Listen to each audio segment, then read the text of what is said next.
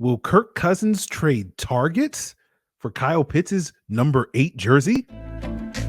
You are Locked On Falcons, your daily Atlanta Falcons podcast. Part of the Locked On Podcast Network, your team every day.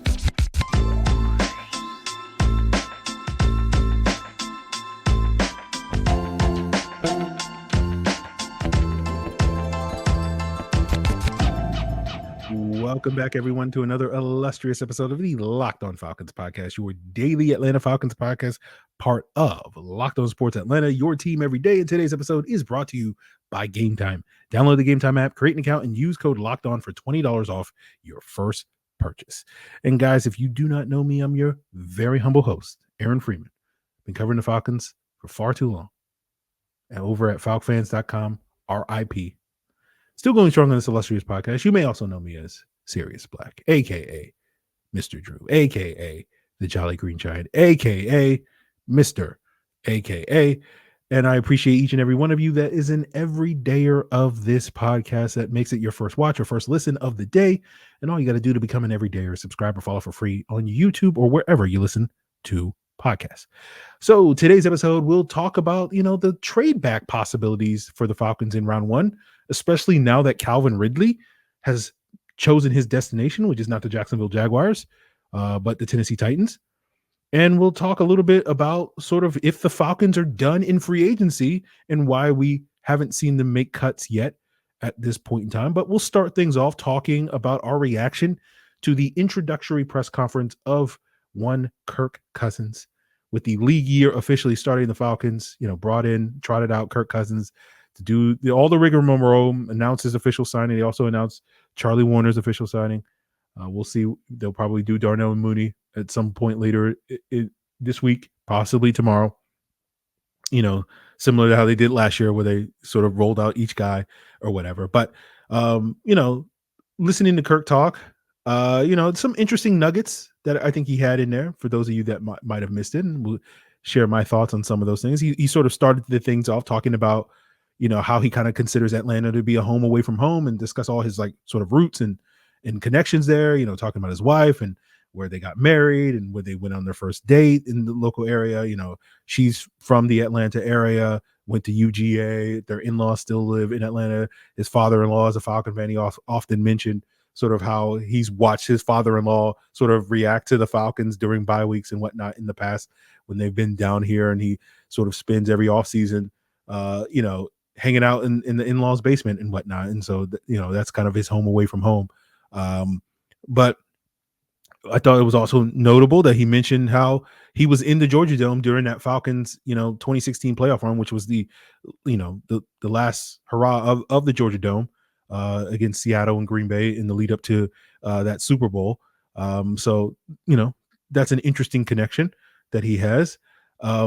He talked about how he wanted to kind of rejoin Raheem Morris, who was part of that Washington coaching staff with Kyle Shanahan and Sean McVay and Mike McDaniel, and talked about how Raheem Morris was sort of in the room and wanting to get that guy back in the room, sort of seeing, referring to Raheem Morris, going from the DB room to the quarterback room to sit in on those offensive meetings. Talked with Drew Brees about Terry Fontenot, right? Joke that he's not allowed to talk to the Falcons, but he's allowed to talk to Drew Brees and get the inside scoop on some of those people. And, when it comes to his connection to this organization, I thought it was an interesting tidbit that he said, which is he was told by somebody, I can't remember who specifically he referred to, but where if you have the owner, the general manager, the head coach, and the quarterback all on the same page, that's when you have a chance to win a Super Bowl in this league. It's great sentiment. We love to hear that sort of stuff. He also mentioned how if he plays at the level that he'd like to play, he feels like there's a chance that he could retire a Falcon. And we've discussed that before on the podcast, that Kirk was looking, for an opportunity to retire in a place that he could stay 3 or 4 years rather than just sort of maximizing how much money he's going to make. Although, he did a pretty good job doing that. And I think that shows, at least that statement from Kirk in that perspective shows that he, and he mentioned this as well, that the NFL stands for not for long, right? And he often emphasized this sort of desire and the need to win games. And that to me is kind of what that's saying like, we've talked about the contract and how, it's probably at least a 2, if not 3-year sort of deal. But a lot of that depends on performance. And, if he performs well, then, there is the chance that he could play 3 or more years here in Atlanta and potentially play till he's 40 and potentially retire as an Atlanta Falcon. But if the team doesn't perform and he doesn't perform over the next 2 years, then, there will be a pressure because of that not for longness that is the NFL for the team to sort of move off of that and have their off ramp or whatever. He was also asked about, where is he in his rehab. He wasn't willing to give a percentage, but he basically said he can take drops, which we've seen video of him taking drops on the tennis court that he put out on social media a couple of weeks ago. But he basically said if he needs to leave the pocket, that's where the issue would come in with the Achilles. And that's what we talked about earlier this week with how the Achilles really impacts players, not having that pop and that explosiveness, when you're on the move and whatnot. And, my expectation all along for Kirk was that, the Falcons would be cautious with him and maybe not ask him to participate in OTAs and in mini camps come May and June, and instead just say, take your time, come back. We'll get you hit the ground running in training camp in terms of, being able to practice fully, right? Like, it's not to say he won't be out there on the practice field in May and June, but he'll be off to the side, sort of doing limited stuff there. But, the way that Kirk was talking, it did seem like he was maybe a little bit more optimistic that he'd be ready to go by May or June or whatever. So we'll see how that all plays out, but as we get closer to it. But the other little tidbit that I found funny was he seemingly confirmed the Mike Florio or Pro Football Talk report that Kyle Pitts did reach out to him earlier. And that was, one of the reports that was out there that suggested that, Kirk was headed to Atlanta. And Kirk did confirm that was a few weeks ago while he was at Disneyland with his family. And they did discuss sort of a number change. And Kirk said he wanted to be a good teammate and he didn't want to force Kyle Pitts to give up his number 8 number. For those of you that don't know, Kirk has always worn the number 8 number going back to his high school. I think he briefly, for maybe a couple of months, wore the number 12 as a rookie in Washington. And, in talking with Kyle Pitts apparently joked that he would trade the number for targets, right? It wouldn't be money that he was seeking. He just needs targets. So, I'm sure that's music to the ears of fantasy owners everywhere, that if a deal does go down and Kirk gets that number 8 jersey number, then, Kyle Pitts' fantasy stock is going to go up tremendously because he's going to get that fair exchange in terms of targets. So we'll see about that. But, on the realm of other guys, Kirk did sort of suggest that he did a little recruiting of Darnell Mooney, right? That when the Falcons brass told him, Kirk that is, that they were close to signing Darnell Mooney, he reached out to Mooney and basically Mooney responded, "I just want to win." And you like hearing stuff like that. We know Darnell Mooney hasn't done a lot of winning in Chicago. His rookie year, the Bears went 8-8 and did make the playoffs that year, but that was the best season that they had there. So hopefully the Falcons can outdo 8-8 over these next couple of years that Darnell Mooney's in town. And so we'll move the conversation forward to talking about, whether or not the Falcons are done in free agency, whether Darnell Mooney is going to get joined by other free agents in the coming days and weeks. But the last little tidbit before we move off of Kirk is we got to figure out a nickname. And I'm eager to see your suggestions in the comments. We've seen Kirko Frost get thrown out there by Quavo. I'm not in love with that. Like, it makes sense because of the chains and the ice and all that stuff, but it's a little too derivative to me of Matty Ice. A little bit, I'd like a little bit. I've seen other people, throwing out Kirkwood after the neighborhood in Atlanta. So I kind of like that one a little bit more, but you guys let me know. Maybe we'll put a poll up for those of you on the YouTube side of things or on Twitter or something like that as well. So, I'm curious, we'll write in some answers or something like that. We need to come up with a nickname for Kirk Cousins. So eager to get your feedback on which one you're feeling, or maybe an alternative one that you want to throw out there. So we'll get into that, guys, as the offseason unfolds, but we'll get more into whether or not the Falcons are done, given that certain things have not sort of quieted down on the free agent front, as well as, the Falcons haven't really made any cuts yet as we expected. And so we'll break that down as we continue today's Locked On Falcons. Now, GameTime is the fast and easy way to buy tickets to all the sports, comedy, music, and theater near you. They have killer last-minute deals, and you can buy tickets in seconds right up to the start of the event. You can have all-in prices. You're not going to get hit with hidden fees. See the view from your seat before you buy, so you know exactly what to expect before you arrive. And don't forget, GameTime's guaranteed, which means you're always going to get the best price. If you find tickets in the same section and row for less, they'll credit you 110% the difference. Take the guesswork out of buying tickets with GameTime. Download the GameTime app, create an account, use code Locked On, and you'll get $20 off your first purchase. Terms apply. Again, create an account and redeem code Locked On, LOCKEDON, for $20 off. Download GameTime today. Last minute tickets, lowest price, guaranteed.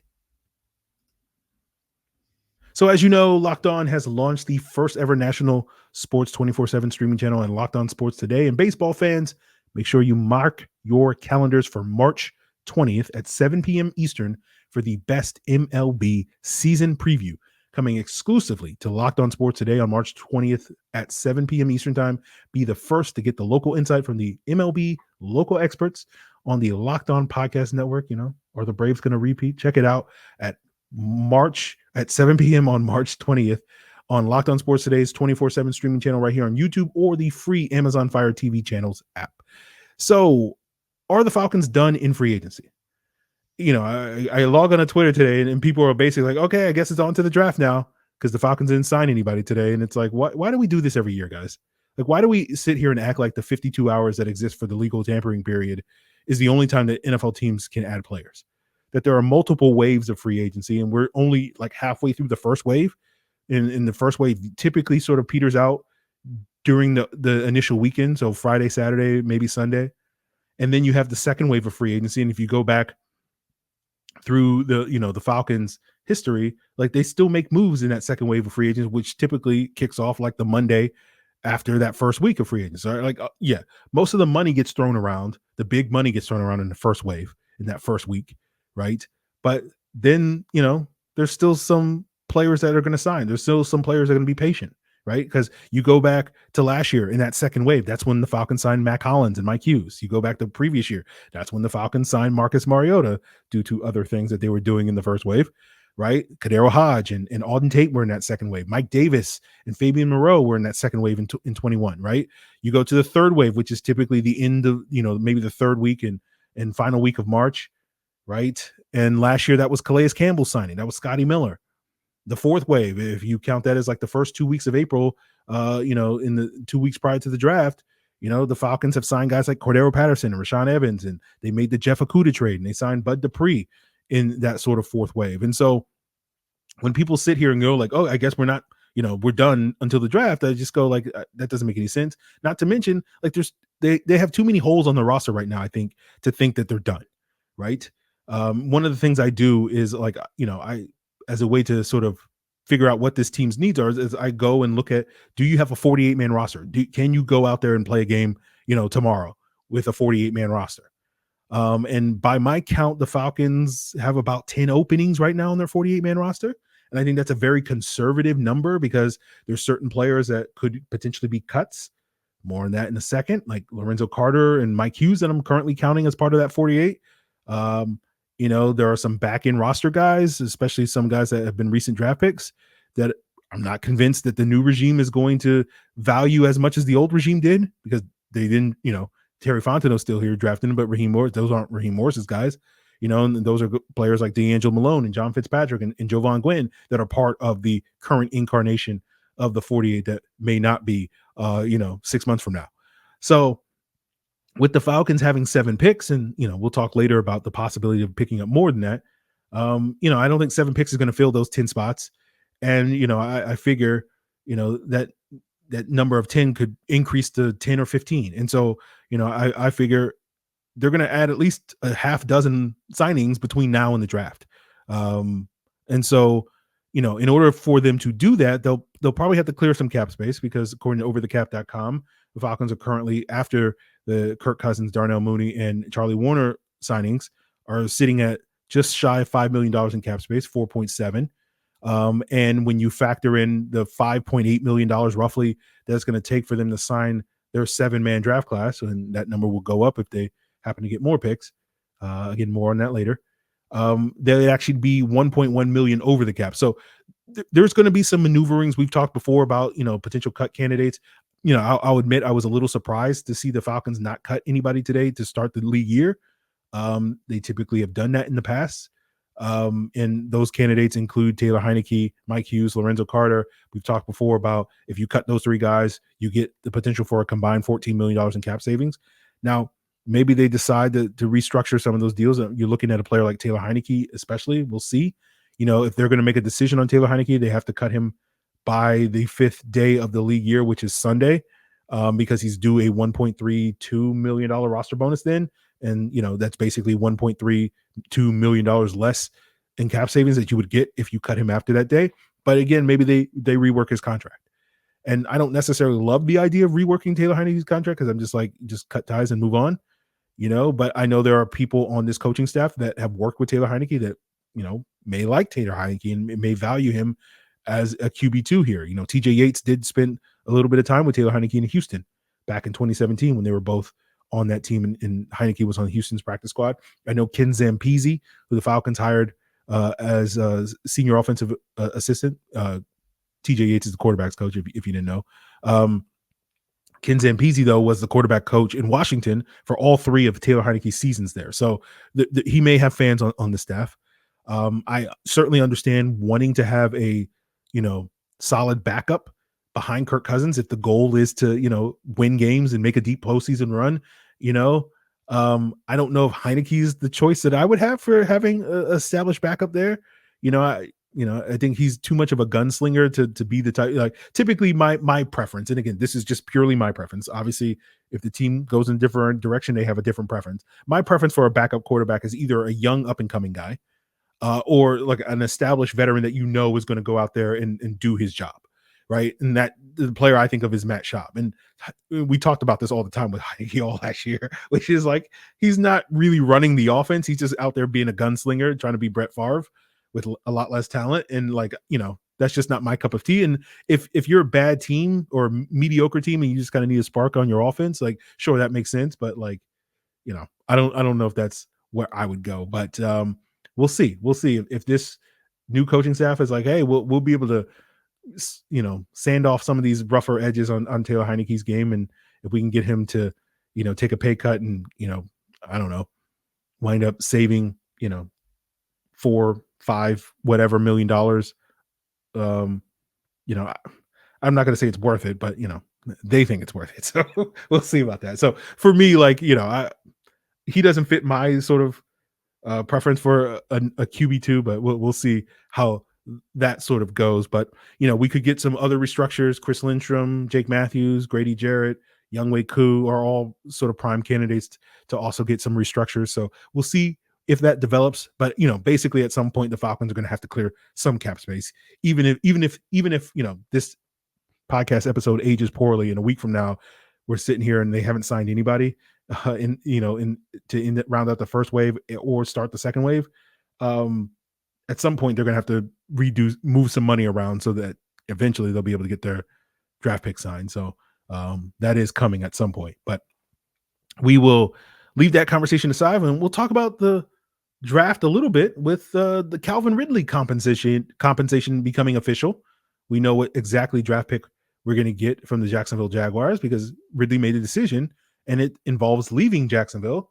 And we'll talk about how that may impact the top of the 2024 NFL draft, which could increase the chances that the Falcons may have some trade back opportunities to wrap up today's Locked On Falcons.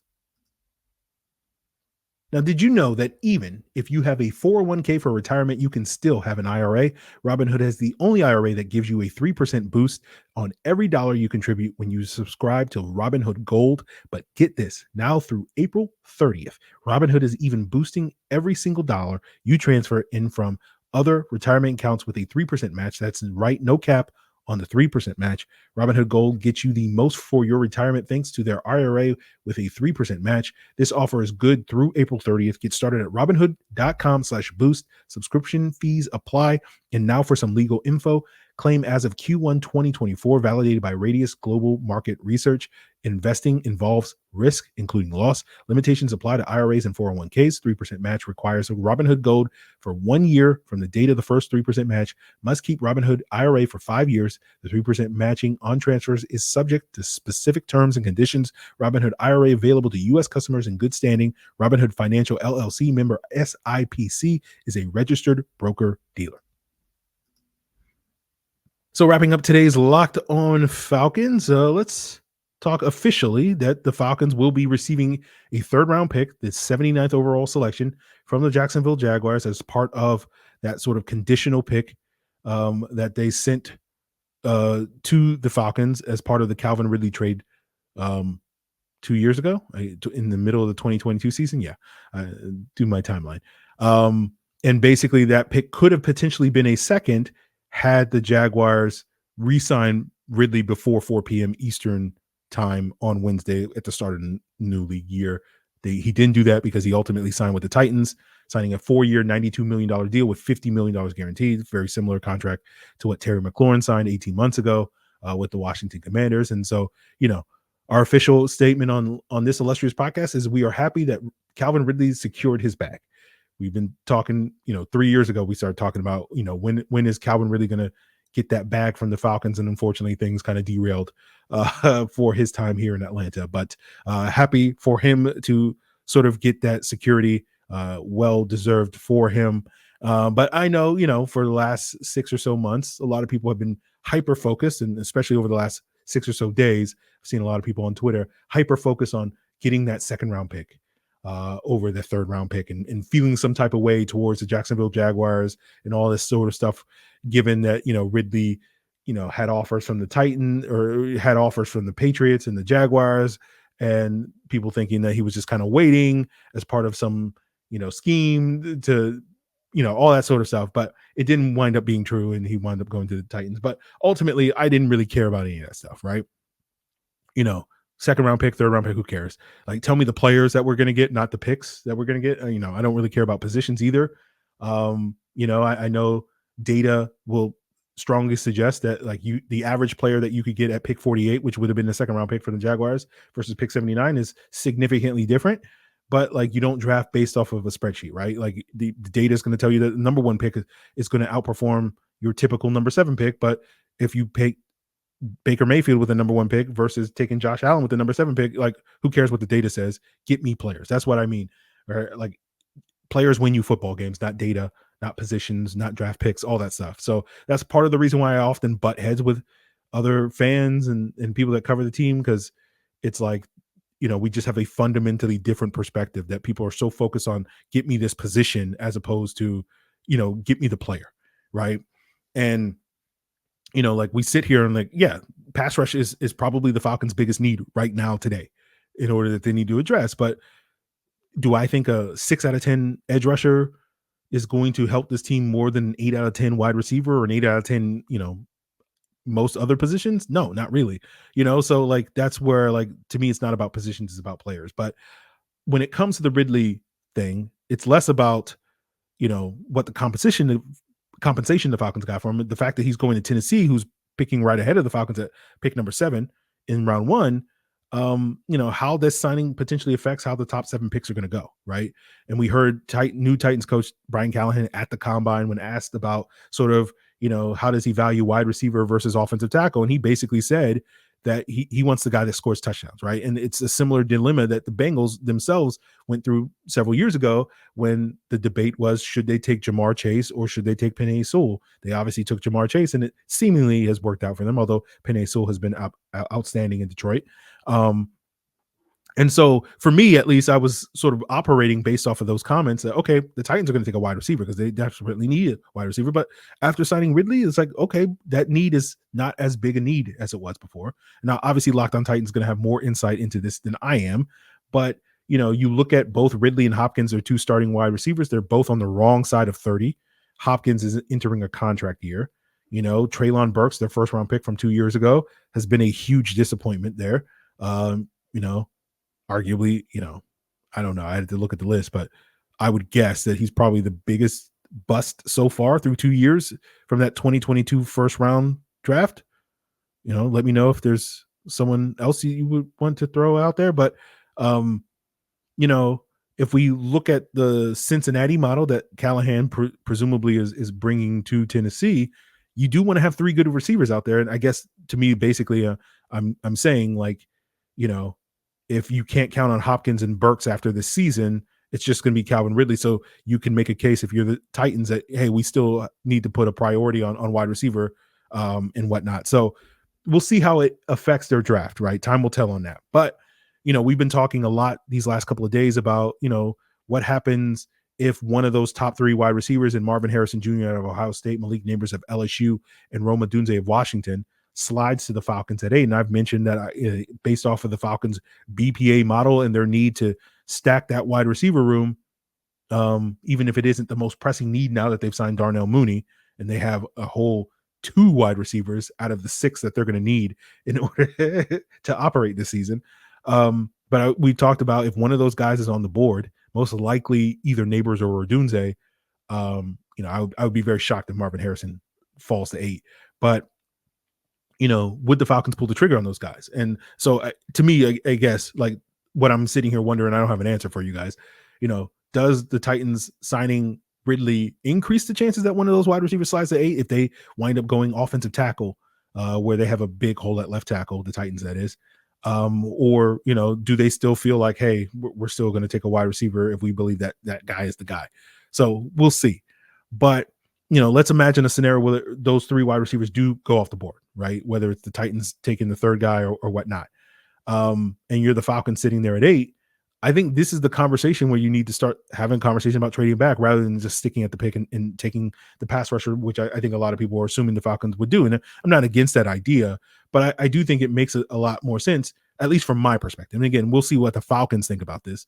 But from my perspective, like, because I don't have sort of a strong affinity for one of those top 3 edge rushers that are in this draft, like Dallas Turner at Alabama, Jared Verse of FSU, Laiatu Latu of UCLA. I like all 3 of those guys. I think they all have different flavors, but I don't have a strong preference. Like, this is the guy. This guy is clearly better than the other guy. It's kind of similar to the 3 wide receivers. Like, I put Marvin Harrison and Malik Nabers over, Rome Odunze personally, but I think highly of all 3 of those guys.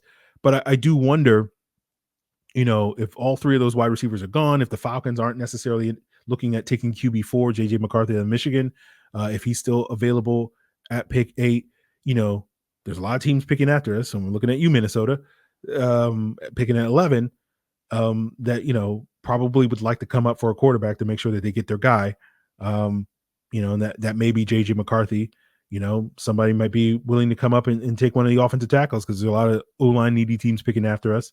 If one of those guys is on the board. And so to me, it does make a lot of sense if the Falcons were to start answering phone calls where they can move back, 3 to 5 spots or something like that, pick up an extra 3rd, pick up an extra 4th or something like that.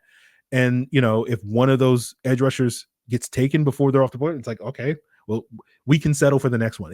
It's kind of the situation that maybe New England is in at the quarterback position where it's like, we like all 3, again, I don't know if New England's in this situation, but, hypothetically, let's say New England's like, we like all 3 of the top quarterbacks, Caleb Williams, Jaden Daniels, and Drake May. And so we're happy to get either one of those guys. And I could see the Falcons doing the same thing with, not only the wide receiver position, but the edge rusher position. And so just kind of trade back, get an extra 3rd and feel like, hey, we're getting a similar player, later in the draft. So we'll see how that plays out. But that to me is something I think is worthwhile. I had a listener reach out to me and ask me about the trade back scenario after we signed Kirk. And I was just like, I'm not really thinking about it because most of the time it's like, you can't really consider trade backs until the actual night of the draft because it heavily depends on which players, again, emphasizing that point, are on the board and what exactly is being offered to you. Because I would think very differently about trading back if one of those top 3 receivers is on the board versus all of those guys being off the board. But again, that's my personal opinion. But, after giving it a little bit more thought in the last couple of days, like those are sort of my tidbits. So I'm sure there'll be more conversations like these as we get closer to the draft, but continue to make us your first listen. We'll be rejoined by Jarvis Davis of Locked On Sports Atlanta tomorrow on the podcast. Continue to check us out. It's all part of the Locked On Podcast Network, your team every